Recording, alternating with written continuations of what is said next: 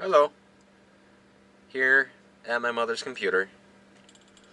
Thought this would be a nice place to shoot a video, so we'll see how this turns out. How y'all doing today? I'm pretty good. I'm hungry. I'm really hungry. But we got football today. Got conference championships. It is Sunday. Sunday the 21st of January.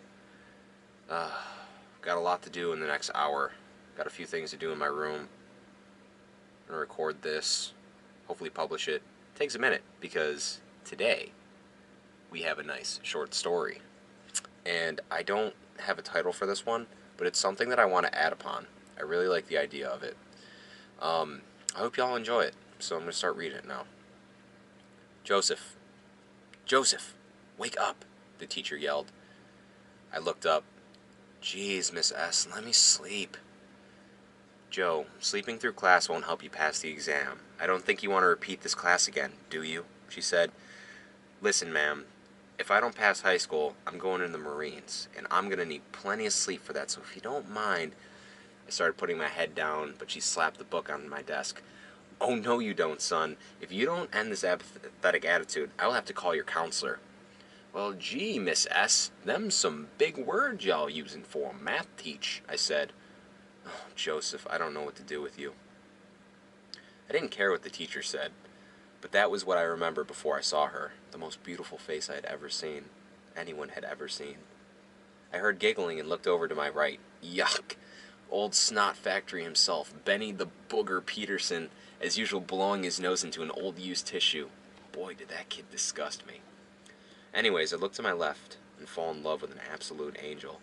And I don't throw that word around. I mean, this girl was gorgeous. Silky brown hair, such a pretty white smile, and the cutest laughing face. I damn near looked away. I was so embarrassed at how amazing this girl looked.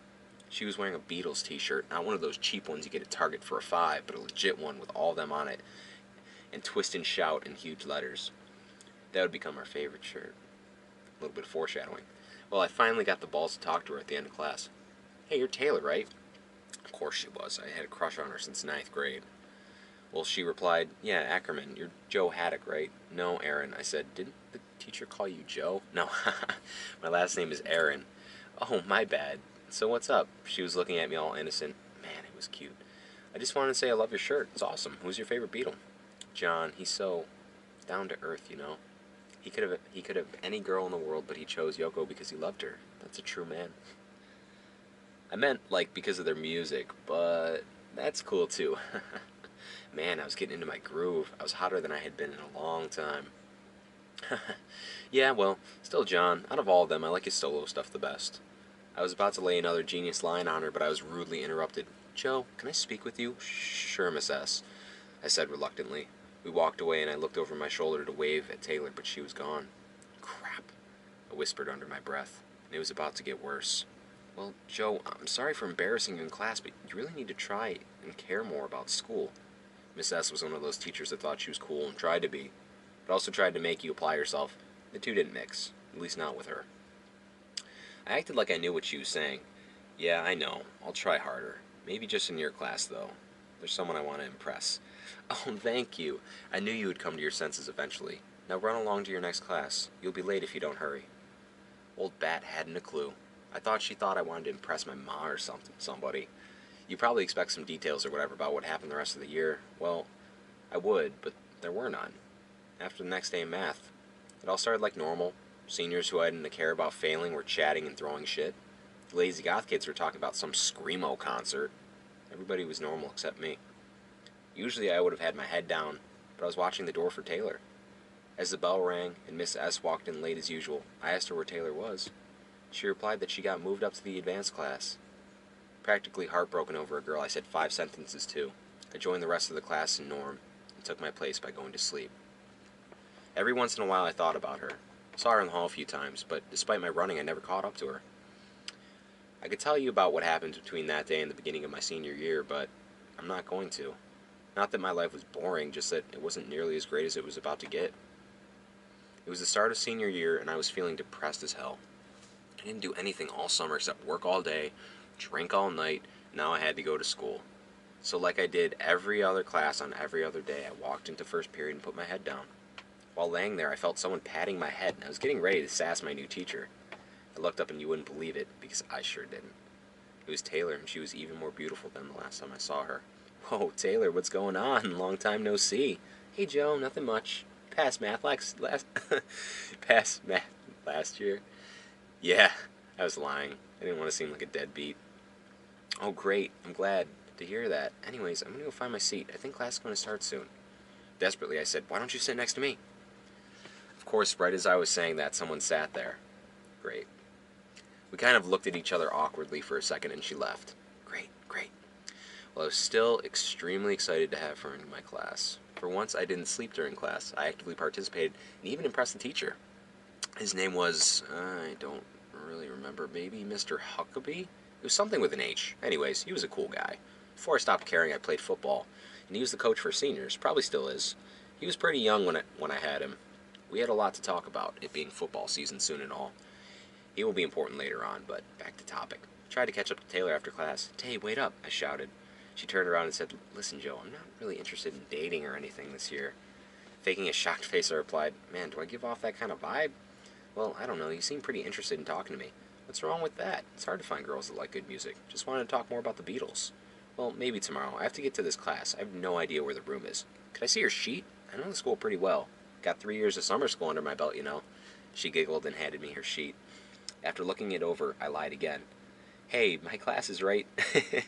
I lied again. Hey, my class is right near here. How about I just walk you? Really? That's so nice of you.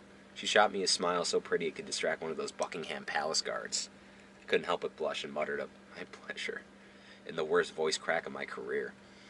Her class was in the new wing they just built over the summer, some class that was new to the curriculum that year. Something about learning to help people or something. That's all she ever wanted to do was help people. We talked about music most of the way there, about the greats. Zeppelin, Jefferson Airplane, Creedence Clearwater, Hendrix, Skinner. We argued about Marley. She still doesn't like him to this day, not a song. When we finally got there, I just said, see you in class tomorrow. She replied, thanks for the help. It's not easy to find a guy who likes good music anymore. I chuckled as I walked away and just shook my head. Over the next few months, I changed a lot. Huckabee convinced me to join football. Taylor and I became pretty good friends. It all started in his class. He had been nagging me about it since the second week of school. You can still join sport, or you have so much potential, man. Think about college, he always said. Finally, I had enough of it and said to him, okay, Huck, I'm in. And I handed him the signed forms. All right, one problem. Just have to get your grades up. He looked over to Taylor and said, Miss Ackerman, do you think you could tutor Joe here in physics? That's one thing I didn't like about Huckabee. He's always calling people Mrs. or Mr. Well, anyways, she said sure. And he had her move over to the seat next to mine. Over the next few months, we spent a lot of time together. 3 times a week, to be exact. We got to be pretty good friends. I remember one day I broke my ankle at the regional championship game in football, and she came to see me in the hospital. I was pretty screwed up and shrugged, but I still smiled bigger than when I heard we won the game. It was the happiest I'd been. Oh, I'm screwing up here. It's bringing back memories. It was the happiest I'd ever been while sitting in a hospital bed. She came in, sat on my bed, and asked, how's it going, bro? Great, now that you're here. She laughed. Am I the first one to come see you? She looked amazing. Her glowing was amplified by the bland hospital wallpaper behind her. You look gorgeous, Tay. Gee, thanks, Joe. You want any painkillers? Just a little laughing gas when they're setting it back in place. Anyways, Tay, you look so pretty today. Well, aren't you a charmer? You guys won the game, you know. Yeah, some of the guys came in and told me earlier. Oh, that's really nice. Well, I have to go. I'll come visit you if you're still here in a couple days. She started walking away, but I called her Taylor. Yeah? She replied. I love you. I know, Joe. I know. I'll see you in a couple days. She thought I was just knocked out, but I meant it. I think. Doesn't matter. Even if I didn't, I still feel really strongly for her. Still felt really strongly for her. We pretty much stayed the same after that. Still didn't hang out or go anywhere, but we were still really good friends. My feelings for her, though, just kept increasing week by week, day by day. Neither of us had dated anyone all year, so I thought I had a chance to take her to prom when there was about 2 months left of school. I kept trying to get to her to ask, but every time I found her, she was surrounded by guys. Of course she was. She was the most beautiful girl in the world. They didn't get her, though. Now I'm thinking like I'm Tommy Wiseau. You're the most beautiful girl in the world. They didn't get her, though. She wasn't just a pretty face. She was a lot more than that. She meant a lot to me. But the most important thing was she was my friend, and now it was time, my time to be the same. I busted through two guys badgering her and said, "Guys, back off. I'm going to prom with Tay already." I winked at her as they all replied with various phrases that all pretty much meant bullshit. She caught my drift, grabbed my hand, and said, "No, it's true. He asked me weeks ago." She smiled at me. I couldn't help but smile back. She was just so pretty. We finally drove off. Finally drove off the hounds. I'm so giddy today. So I, so I said so long and started on my way. Before I got too far, she said, "Hey, you can ask me proper now." Wow, really? You sure? I was so excited. Yeah, his friends and stuff, that's all. Yeah, totally. Man, hell yeah, it's gonna be a blast. Yes, it will, but I have to go now. Bye. Bye. Man, I was excited. I threw my arms in the air, but she interrupted me with a kiss on the cheek and a, "Thanks for getting rid of those guys, by the way."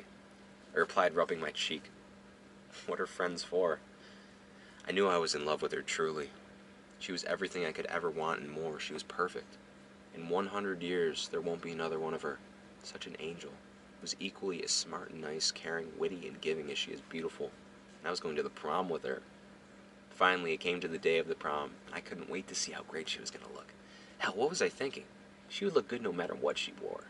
I rented a tux and a black Mustang, and bought a huge bouquet of flowers. Pulled up to her house, got out, knocked on the door, and her dad opened it. I said, "Hello, Mr. Ackerman. I'm Joe. Nice to meet you."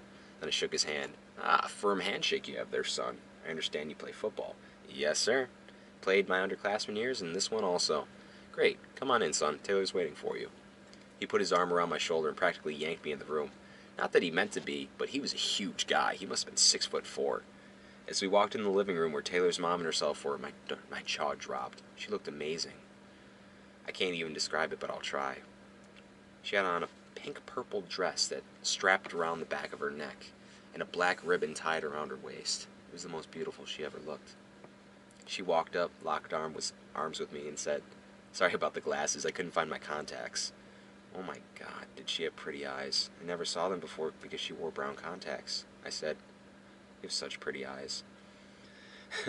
Let's just say I still hide her contacts some days. Aw, thanks. See, Mom, I told you he's sweet. I handed her the flowers. "These are for you." "Thanks. Mom, do you want to take any pictures?" "Yeah, let me see here." She was fumbling with her camera a bit, but then took some nice pictures. "Joe, if your mother wants any of these, just tell Taylor. I'll have her bring them to you." "Sure. Thanks, Mr. and Mr. Ackerman. I have her back before midnight." "Bye, kids. Have fun," they said in unison. We walked out the car and I opened the door for her. Then I held the flowers for her when she got in. After I got in, I say, "Wow, your parents are cool and your mom's good looking for her age." "Yeah, not usually. They're just happy I'm going with such a nice guy." "Great, they trust me now. I can keep you out later." That night was so much fun. So many people were looking at us and I felt so proud. We hung out with some of her friends most of the time and they were really cool. They kept teasing us about how cute a couple we would make. I was happy that she never denied it. All the lights were awesomely bright and there was good music playing the whole time. Though by far the best part was slow dancing with her. The cover band played Wonderwall by Oasis. It's a pretty corny song to dance to, but we both loved it and we're two of the only people dancing. Each song we danced, she grew increasingly close to me, and I felt just where I needed to be. She looked up at me, smiled, put her head into my chest. I pulled her in close and kissed her head. I never wanted that song to end. We walked out of the dance, the happiest people in there. It was only 11, so I asked her, "You want to stay out longer, or should I take you home?" She said, "How about you just take me home?" I frowned a bit. "So you can impress them and you can take me out again sometime." That sounds good. Really good. We practically said nothing the whole car ride except for a few remarks about the Nirvana CD I had in. I was thinking she wasn't interested in me. Who was that? My pocket is ringing. We finally got to her house and I started to get out, but turned around and kissed her cheek. I turned again to open my door, but she pulled me back in and started kissing me, so I kissed her back. I didn't notice, but she started to back out of the car, and she slipped out right underneath my nose. I had an awesome time, Joe. Thank you. And don't forget to call me. I can walk you in if you want. No, I'm alright, thanks. One more thing, though. Shoot. That night, I came in and saw you at the hospital. Were you really drugged out? Do you remember what you said to me before I left? Yeah, I wasn't really on anything. You were dressed to kill that day. And the last thing I said to you, if it wasn't then, it sure is now. I knew you weren't messed up. Good night. Good night, Taylor. I slowly pulled away and yelled, "I love Taylor Ackerman!" as loud as I could when I was a good distance away. I know this wasn't the most detailed story of all time, but it's about to get even more boring. Well, we dated, Taylor and me, for the last couple days of school in the summer. When it was time to go to college, I promised her that when it was over and I had a job, I would marry her. I was going to a local college, so I kept her around town, and she was going somewhere just 3 hours away so we could visit a lot. Even though we saw each other almost every weekend, I was sometimes worried about her. I wasn't worried about her cheating, but I was worried about people going after her. I was worried she didn't have anyone to protect her. All the worrying made me uneasy, but I trusted her when she said she was fine. I vowed to do everything I could do to keep her safe. I joined Army Reserve ROTC so I could make more money and we could get married sooner. We were married the June after we graduated from college. She became such a beautiful young woman. I was happy she made a thing of wearing her glasses. It was a small wedding, but nonetheless romantic. I gave her my vows to always love her, always be there for her, always understand, always protect her, and to always stay true. She said hers, which were I promise to always love you, hold you, stay true, and do everything I can to make you the happiest man on earth. I whispered to her, which I forgot an H. You already have. Many, many times. Once again, I had the band play Wonderwall and we slow danced. I held her just as I had at the prom and sang the song to her quietly. It was the happiest day of my life. I got us an apartment in the suburb of Portland, Oregon. We moved there because we loved the ocean, the trees, and that was the best place she could find nursing jobs. We were pregnant after a few months, around when the cartels first invaded the southern states. That's when I was called up. Most of the Army was overseas and they needed a lot of officers to lead the National Guard and reserves. Leaving my pregnant wife to fight is the hardest challenge I've ever faced. Man, you really love this chick. You're her bitch, Joe. Listen, Jackson, if you were just going to criticize my writing, why'd you read it? Well, sir, I was bored. Alright, Private, get some sleep. We're retaking Albuquerque in the morning. I had been camped near Los Alamos, New Mexico, attached to Foxtrot Company, 3rd Battalion, 2nd Division, Texas National Guard. Just 6 days away from my wife and unborn baby. Nonetheless, I felt lonely. I remember before I left for Camp Pendleton, Tay gave me 2 pictures. One was of her pregnant, the other was her in her prom dress. Man, I was lucky. Never had such a beauty walk the earth. I spent hours that night looking at them. I wish I had gotten some sleep. Maybe I would have performed better in the most costly battle in the Eastern Theater. Myself and nearly 300 other soldiers were now prisoners of war. They're sending us to a camp deep in Mexico soon, and they aren't giving me any paper. I fear I won't be able to get anything else written down, so I want to make this clear. If I do not survive, anyone who finds this needs to tell my wife, Taylor Aaron, Portland, Oregon, the following. Taylor, you are the love of my life. I never told you, but I had a crush on you since 9th grade. The first time I saw you, I thought you were the most beautiful girl in the world. I still believe that to this day. You gave me something to live for and helped bring back success and excitement in my life. I don't deserve you. I couldn't ever do enough to deserve you in 100 lifetimes. If you're reading this and someone besides me gave it to you, I didn't live to see this awful war end. If you have the chance to be happy again, be with someone else. You're a gift that should be shared. You have enough love, forgiveness, and beauty to share with the whole world. I may not have much money, but I am a very rich man. Thank you, Taylor. I'm sorry I couldn't give you more. I promise if I get out, I will come home as soon as the war is over. I will truly express what you mean to me. As I looked at the pictures, I realized I had some extra paper to write on, but I couldn't. They meant too much to me. I needed to remember what Taylor looked like. If I were to get through such an ordeal, I would have to remember what I was fighting for, what the reward was. I stood up in that train car and looked out the barred window, smiling. Under my breath, I said, "This will be easy." Alright. What a story, huh? I really, really like that one. It's a little sparse on details and it skips around a lot, but I wrote that when I was a senior in high school, so I wasn't really proficient. Not that I have written any like major short stories since, but I think there's potential in there, like when it starts getting into, 2nd Battalion, Foxtrot Company, 2nd Division, Texas National Guard. It's like pretty cool. Like I definitely want to check that out and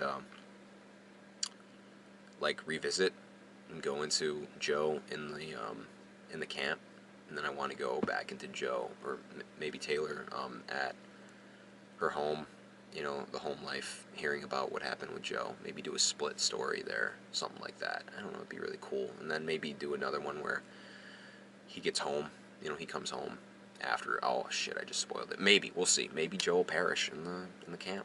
But anyways, y'all, thank you so much for listening. And I hope this video wasn't too long. I kind of lost track, but I really, really like that story. And yeah, the only thing I regret is not slamming a book down when Mrs. S slammed her book on Joe's desk when he was trying to lay down. But anyways, you know, arigato. Somalia.